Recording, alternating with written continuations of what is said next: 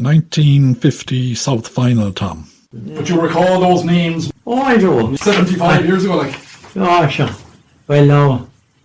With Welsh, he was from Mifflin.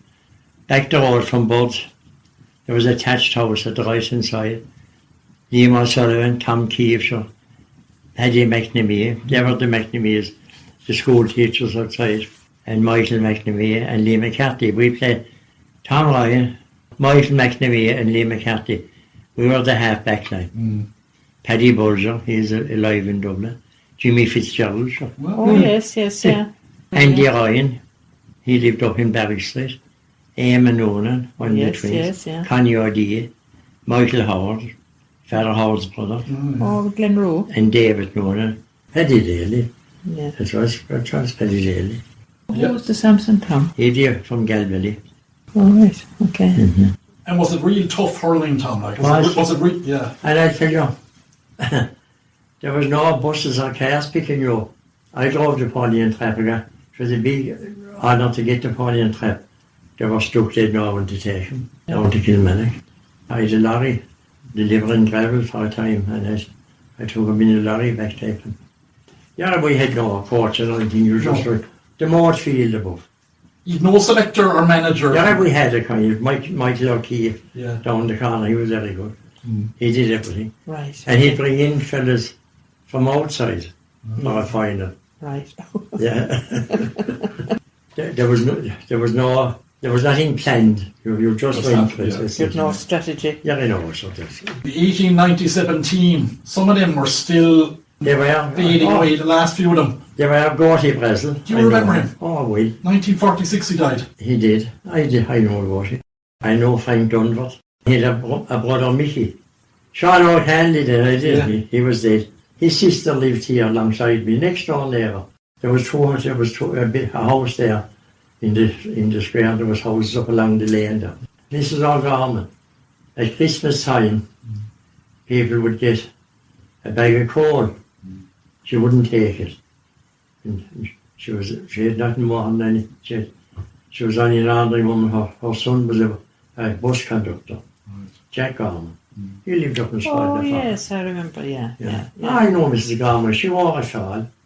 Michael Downs, do you remember that name? Michael Downs, yeah, but and they still have the medal. The Downses have the All-Ireland medal. And the Downses were in the brass band. Mark Carroll and the Herberts. They were highly intelligent. They played for the procession here. Tommy McCarthy gave him drink inside in the courtyard. And there was Lanny Downs, there was Johnny Downs back to town.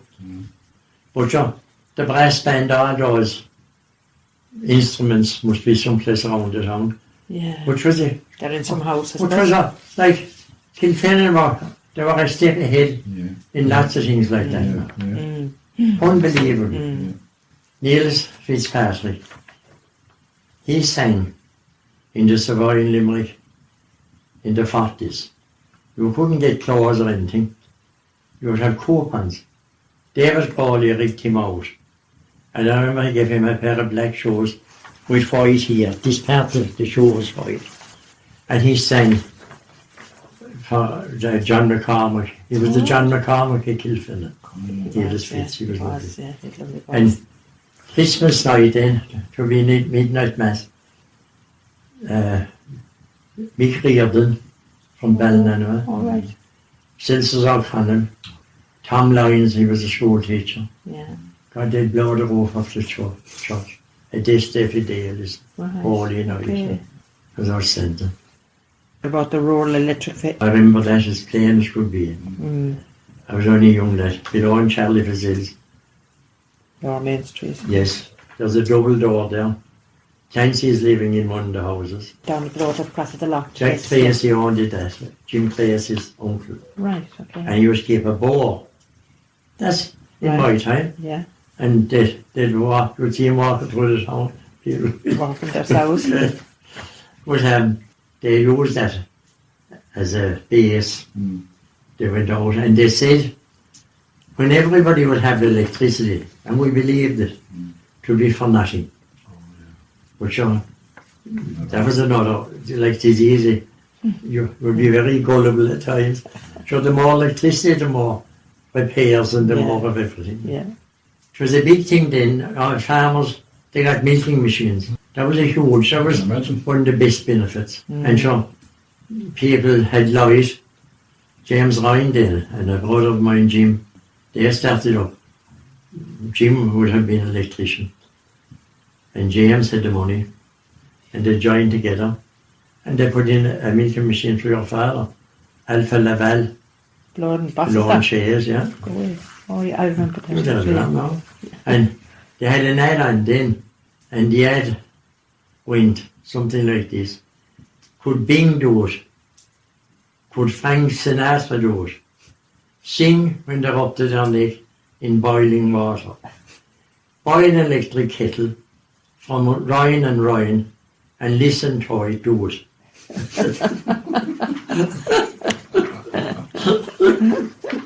When I was in college, we was getting no Easter holidays. We was walk out to Cratler. That would be one day. And we'd walk to Ardna Crusher. The Germans came over and it was they were the people that, Designed. yeah, they were powerful people. They were actually, yeah. Yeah. Wonderful engineering. And, yeah, the Civil War was on. They dropped notes in Kilfinane Yeah. that they were going to bomb them. Mm-hmm. People were, I heard my mother talking about that. Right. But the war was on. It came very near us. I think there was windows blowing asunder in houses up in the north.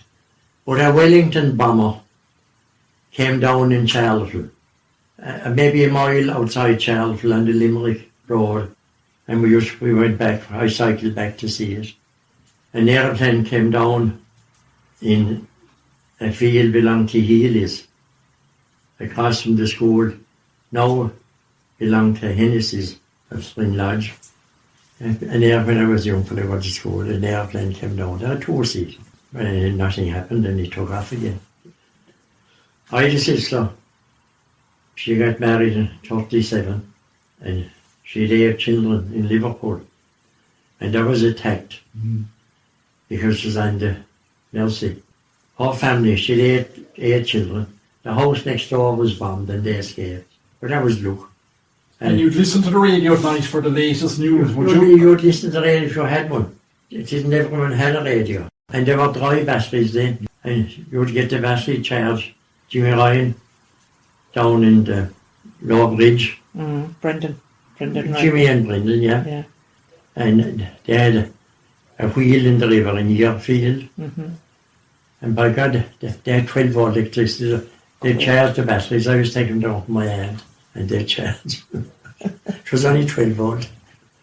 But that wheel was perfect. It was there for years. Kind of things came back to normal then. Things started to come then.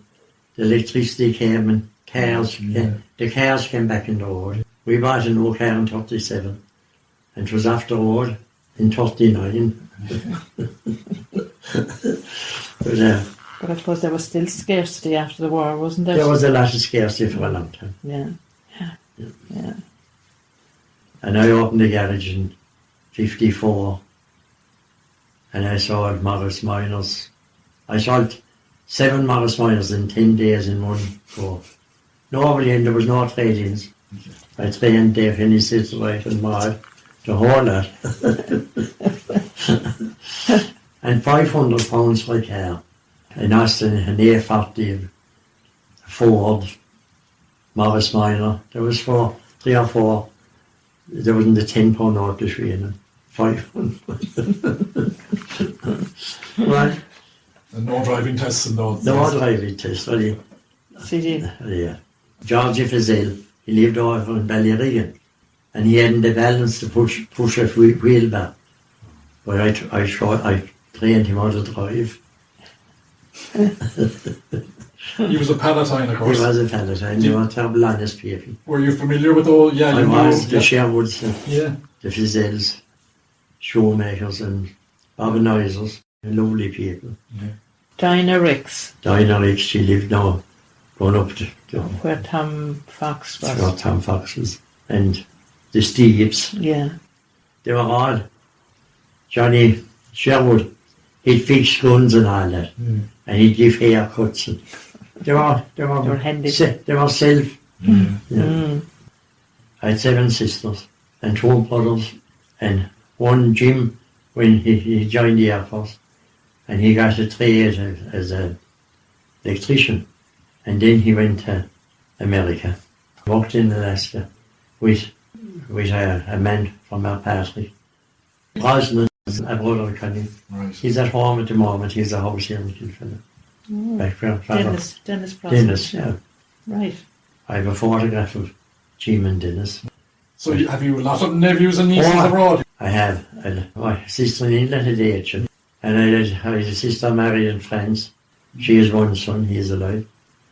I had a sister married in Carlow, and a sister married in Limerick, and 2 sisters never married, and a brother never married, Michael. And your brother Jim in America, did he have family? He did. He had a boy and a girl, and the boy died, and the girl is alive. She was born last year. I have 2 sons in Australia, and the first year we did a world tour. We went to America, and we visited my brother Jim.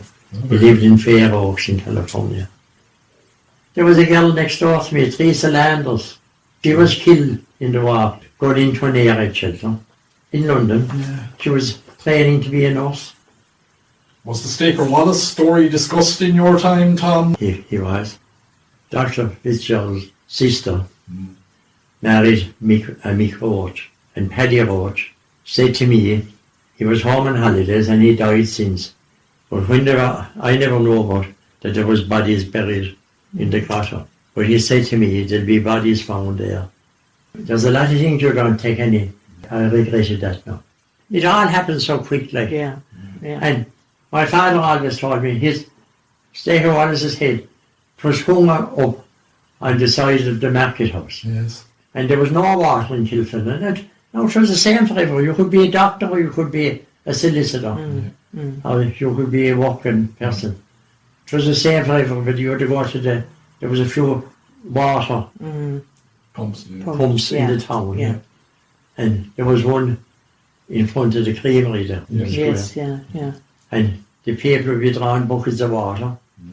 And then the head rotted and the hairs were falling into the bucket of water. And they took down the head and buried it. Where, Tom? There in the back of it. Where that stone was. Well, that's what I was always told now. That they had to take it down. The hairs were falling into the bucket of water. And it was buried. The stone was pushed where it was buried. And so, if we went, my father would have known that. How many generations of your family were in Kilfinane? Your father, your grandfather? My father, his mother was Barrett. She came from, we have a couple of fields down there next to Connors. Yeah. And that's where my grandmother came out of. All right. And she was a very hard-working woman. And it was a big family of my father's. So they were all fond of drink, except my father. One of my uncles got a job to roof a cowhouse for O'Donnell's down in Sareen. And of course he went on to drink. He asked my father to do it then. He had a deal done.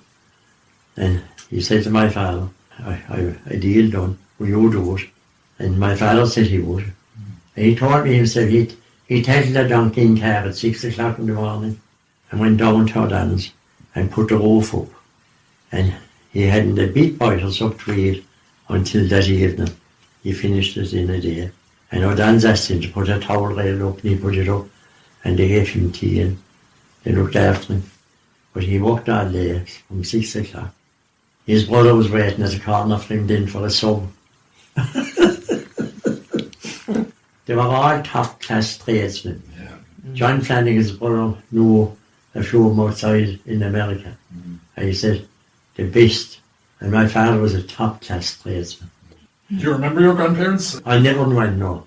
I was escaping of the pot in my family. There's a big gap. And there was 7 years between me and Dennis. And 21 years between my elder sister and myself.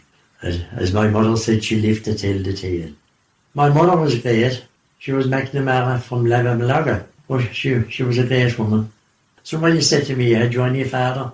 I was quoting my mother for a lot of things. But they said to me, had you on your father?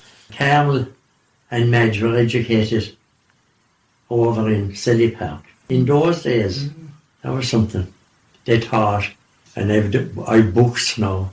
Carmel taught religion in Selly Park. Right. And Madge taught in Hull. Right. And there was a Father Slattery. He was a cure priest in Hull at the same time. Right. Madge's son in Carlow, one of them. He was an Irish ambassador. Paul Murray. And he's retired now. He was out in Seoul when the Irish team played there. Right. I got him to meet him, and he took him to his residence on 2 occasions in Korea. The same. I Keane fell out with him in a soccer team, and he was also they get shifted around. Yeah, he was in different places, but he was in Paris, and I went over to Strasbourg, and we stayed in Paris for 2 nights, and he entertained me for 1 night in his residence in Paris. He's alive in Dublin. I see brothers and sisters. Have you other? He has a brother married in Japan. He was a professor. He's a professor. They're all doctors. Right. There's one in Galway, and there's one in Athy. 4 boys. And Joe Connery went to the Munster Institute in Cork with his sister of mine, Nina. So we knew Joe Connery ever before she came to Kilfinane. Right. She came downstate here. You knew her. She was raised from Richardson. My mother's side of the family, the McNamara's, they did a family tree, and they could trace it all, but they didn't know how their grandmother was buried. Well, we was visiting our sister in Carlow. It was a big ordeal that time to drive to Carlow. But my mother told us one time when we were going that our grandmother was buried in Kilbenny. And that was the end of that. So then the next year we went to Carlow. She said, what do you know about Kilbenny? We didn't know anything. And she put her clothes off. She was very nice. So were you able to inform the McNamaras? I was able to inform the McNamaras. It must have been a Protestant graveyard as well in Kilbenny. You wouldn't notice there unless you know Oh, it. yeah.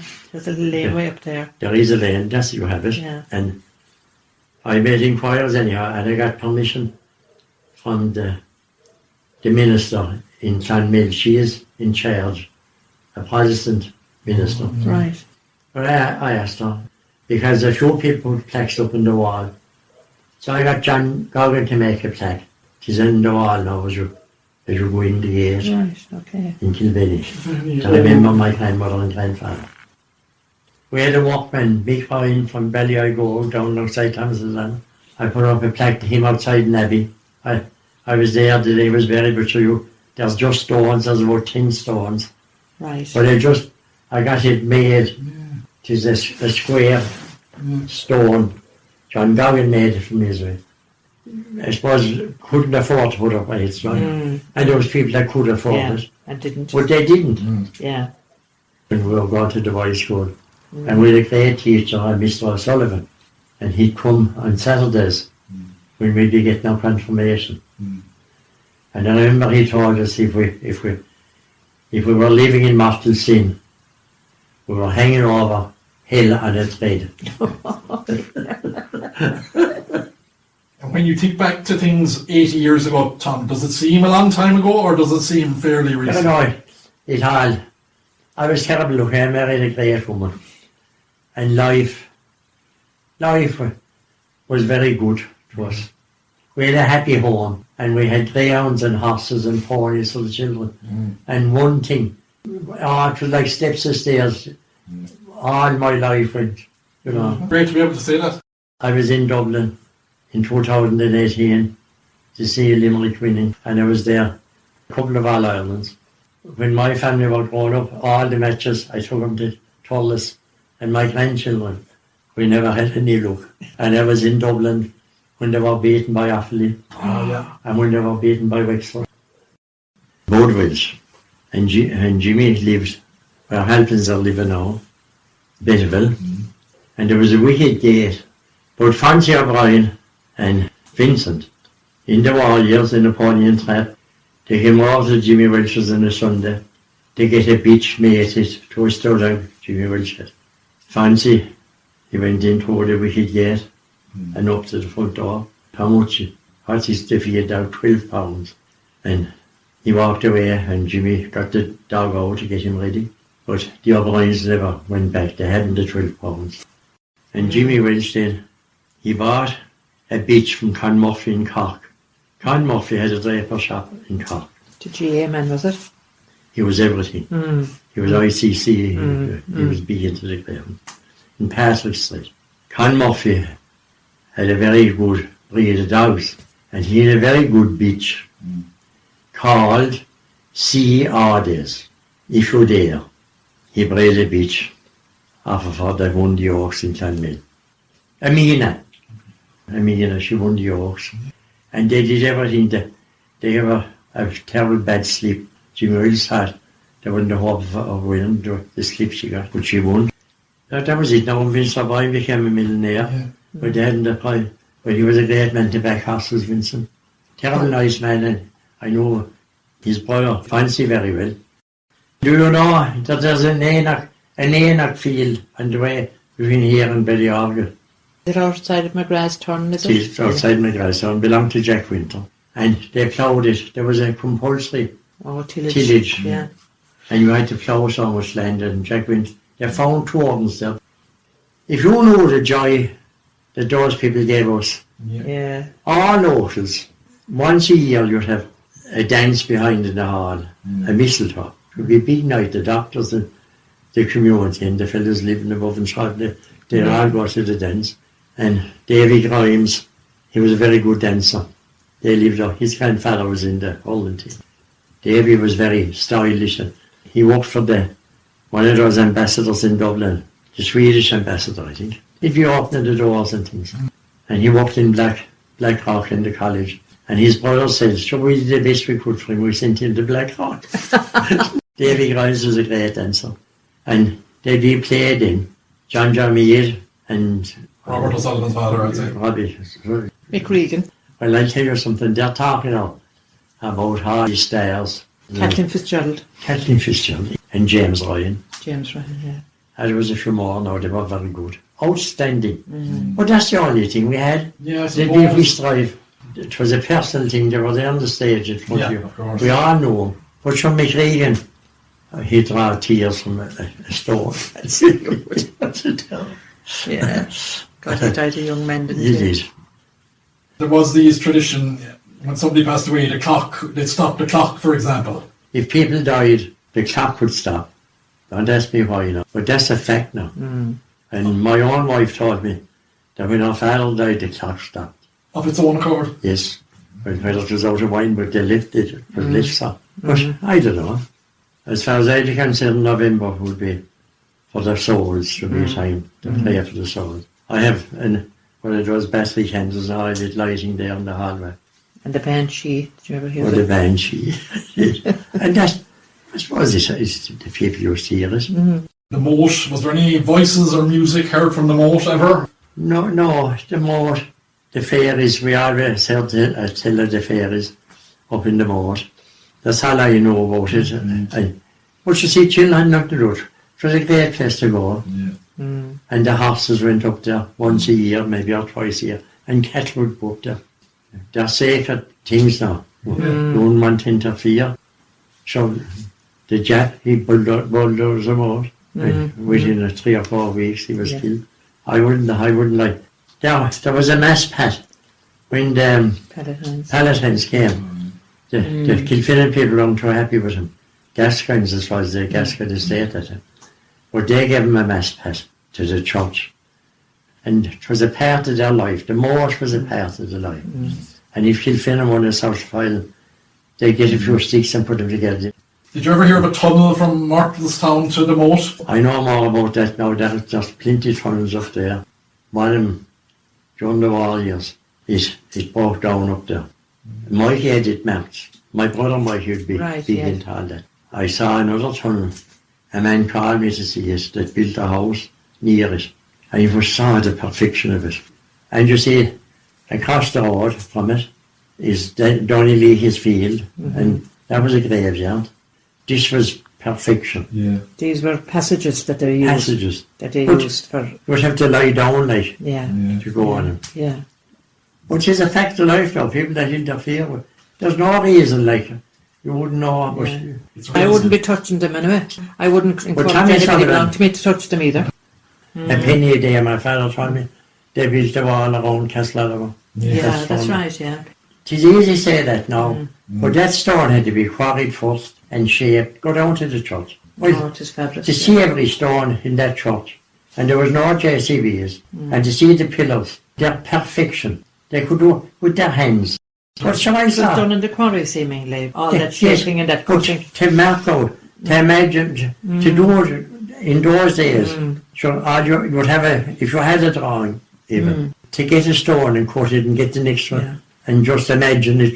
They were skilled, weren't they? They were skilled. But everything. My father got up in the morning and he went to bed at night and he worked his hands. To make a wheel, you had a chisel and a hammer. There was no, you cut everything, you Yeah. planed everything. Yeah. Now you can buy timber planed and all the ridges for the flooring boards, you know, all the planes are over in the workshop to make the different, all in carvings that were put up in the walls. They were all made. You had to set up the timbers first. That was the whole secret. If you didn't do that, you couldn't. When that cornice was put up, Mikey made the mould for the rails. He made a mould and he put up the timbers and the Mikey mould. was gifted, wasn't he? Gifted man, unbelievable. He was, yeah. But He was, yeah. he didn't drink or smoke or go with women or anything. He never He did was a lovely anything. man, though.